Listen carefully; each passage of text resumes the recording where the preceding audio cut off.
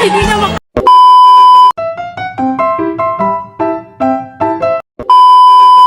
Unang public appearance ni Fiang ay dinumog siya ng mga tao sa mall.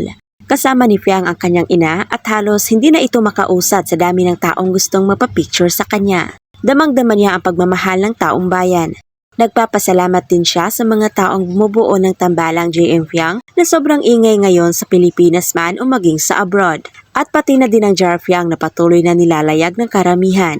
Nagpapasalamat din siya sa mga admins ng iba't ibang fandoms na hindi napagod na suportahan siya magmula nung nasa loob pa siya ng bahay ni Kuya. Sa isang video naman nakuha ng mga netizens ay kasama din ni Fiang sa isang mall ang kanyang kapatid na si Hayden. Napahimlay na lamang si Fiang sa tuwa dahil hindi niya inaasahang ganun katindi ang init ng pagtanggap sa kanya ng mga tao.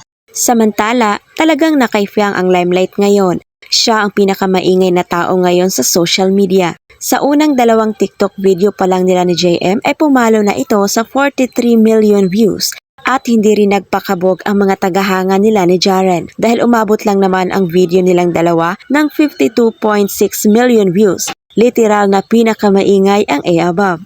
Ngunit ayon sa ibang netizens ay masisikat pa rin si Fiang kung sakaling gustuhin niyang maging solo artist na lang. Dahil naniniwala silang kahit sinong artistang maitambal kay Fiang, mapapelikula man yan o teleserye, ay magsa-stand out pa rin ang babae dahil sa husay nito sa pag-arte. Matatanda ang napahanga ni Fiang sa kanyang acting skills ang dating housemate ni Kuya at ngayon isa ng mahusay na aktor na si Joshua Garcia.